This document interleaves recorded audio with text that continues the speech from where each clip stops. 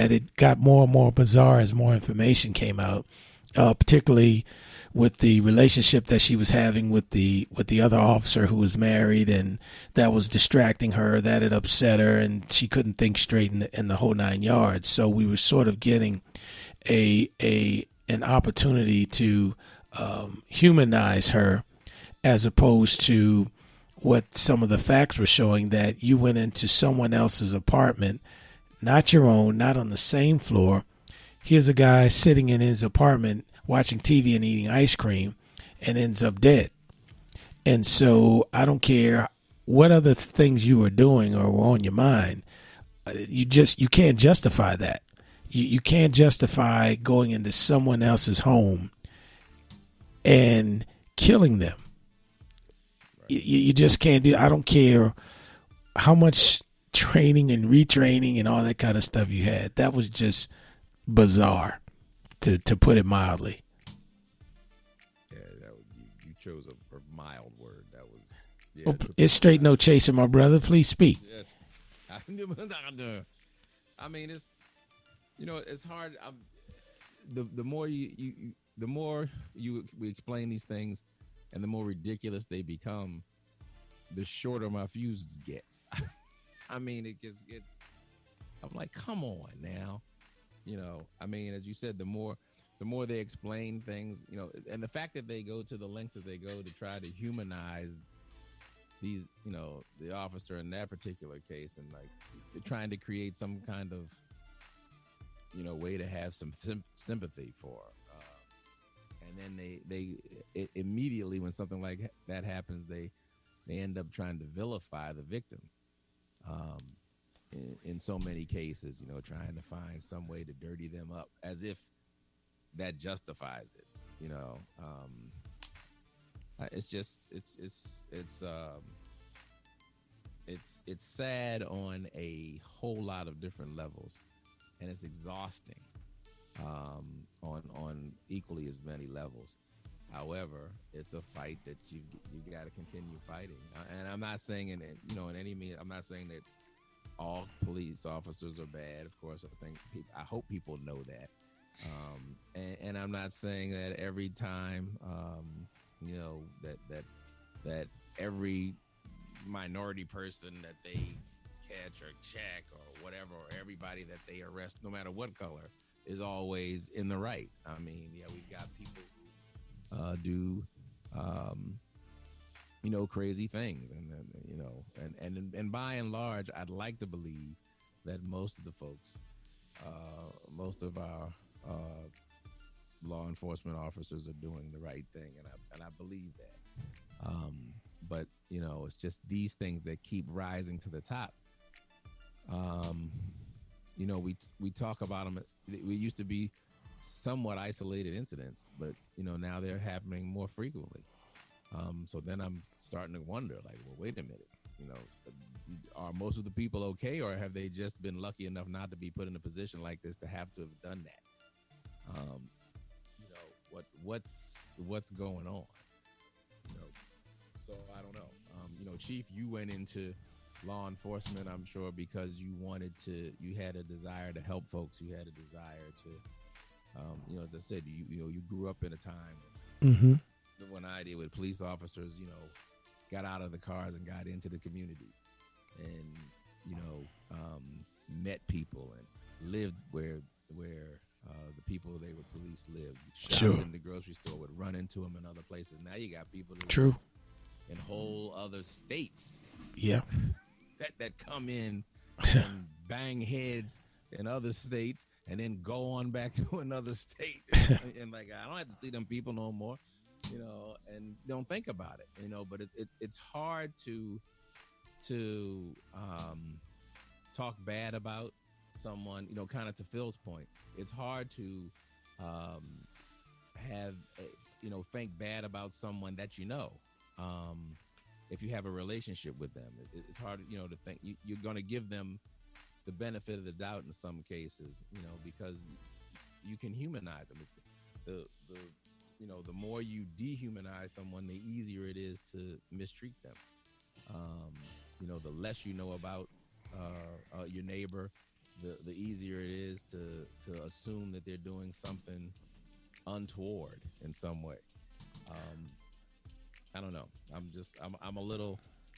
I was a little up. I was up more when we started, but the more we talk, the more down I'm getting. Wow. Well, what did you and Ambezi think of the sentence that the officer received in the Dallas case? I mean, the sentence was cool, minus the hug. Minus the what? The hug from the judge. Okay. I think. Now, what pissed me off was how they tried to use stand your ground laws, because it was just like, come on, really? Like, they were really trying it. But I just feel like in that conversation, I think in that case, no matter how mad people were about the lack of time that she got, because she got 10 years, she'll be eligible for parole in like 5. Right. I know she got like 10 years, but, you know, obviously the family had some sort of connection with her, some genuine connection, and they really felt that that was sufficient. The jury felt that that was sufficient. The judge, I don't want to talk about that, but, you know, I don't really know, because although it was a messed up situation, I know I've had times where I've been so tired leaving the club. Sorry, Dad. I've been tired. There have been times where I was so tired leaving the club that I really like got frustrated because I thought my key wasn't working. Like, I was trying to unlock my car and I was frustrated because my key wasn't working. So I'm over here pulling on this random person's door handle, thinking that it's my car, and I'm on the wrong level in the parking garage. You were at the club? Okay. What? Anyways, but I just think that being a police officer, you work really long hours, you get really, really, really tired, and it might have really just been an honest mistake. Like, you know, I don't know. I can't really speak on the way that the apartment was entered, but if she thought that was her apartment and she thought somebody was in there, hey, you know, if it really was her apartment and somebody really was in there, she probably would have handled it the same way.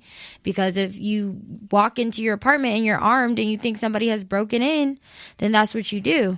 So I definitely feel like she needed to have some kind of circumstance. But to me, I think I stand alone because a lot of people don't agree. But I really think that she genuinely was sorry and she genuinely was horrified and made a mistake. So I think that the 10-year sentence, I can't really say if that was sufficient enough, because I really don't believe that you can put a time frame or a price on a life, because at the end of the day, that was a life that was lost. But I mean, it would have been a lot different if she was just dismissed altogether and just got suspended or was just kicked off the police force like it is in a lot of places. Like, at least she got charged and she has some time to think about it. So I think it was sufficient compared to other cases that we've seen. But the hug from the judge was just really, that was kind of condescending to me. I didn't mess with that at all. So that's what I think about that. Your thoughts then, Bat? Yeah, there are people who. I was watching the minister the other day that was talking about the tension there, how there were two different sides looking at that issue. There's a Pastor Howard John Wesley in Alexandria at Alfred Street Baptist was talking about, you know, on the one hand, you look at something like that and you think, you know, those folks who are religious, consider themselves, you know, Christian folks. Oh, that's what the Bible says. That's the way, you know, forgiveness. That's what it's about. That's what you're supposed to do. But then Right. you come these times where, you know, he says that your Christianity is in tension with your blackness. You know that the Christ in you is in conflict with the black on you. And you try to figure out, you know, how do you deal with that? You know, on the one hand, yes, and then you have those who argue that that kind of behavior that we're so quick, we want to be so quick to forgive, is the whole is some leftover, post-traumatic slave disorder stuff. Right.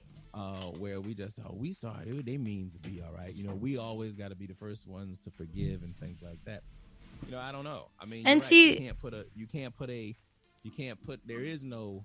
there's no amount of money that equals a life. There's no amount of years that will equal that make up for taking a life that I know of.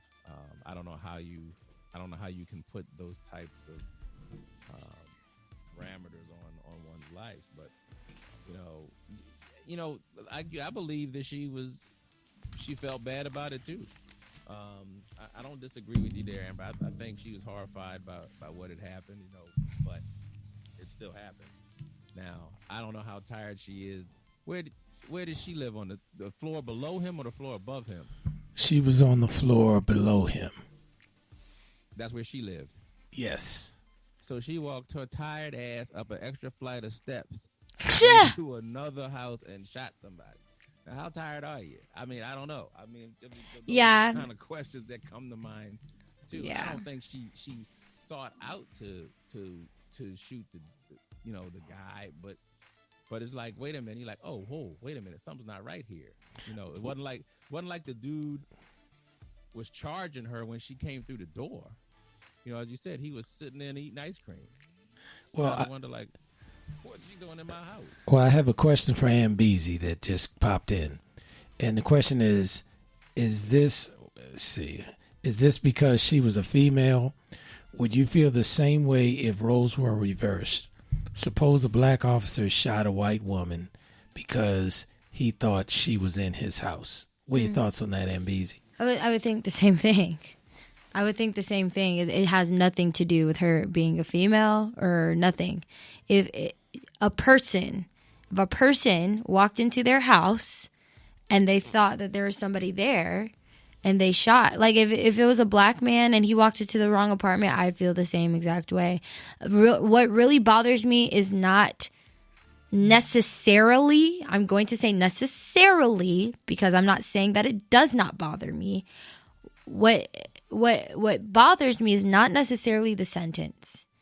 It is the judge. Because what black person do you know that was found innocent that got a hug from a judge? Where they do that at? You ain't never. Why do we always have? Now listen. Now it's about to get real Django Unchained up in here, because why do we shuck and jive in situations like that? What was the point? What was the point? If the family felt like they wanted to give the officer a hug, because she was sentenced for killing their family member in the name of God, fine, whatever. I've seen stranger things have happened. I've seen things like that before between any people. But what? And then the bailiff,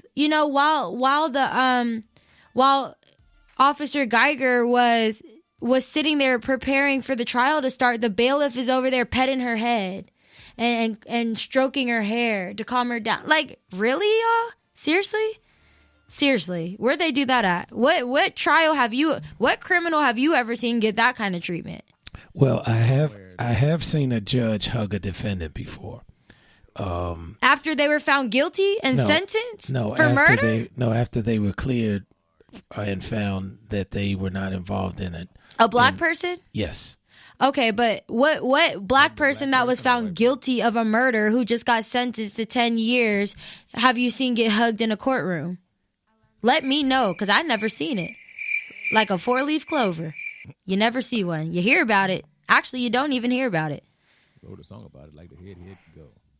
Well, a lot of people had some concerns about the judge, and and the fact that she was endorsed by the police department. But keep going. I'm listening. No, that's what I was getting ready to say. She received an endorsement from the FOP and some other things. So, the actions may not have been genuine, but we talked about that early in the show.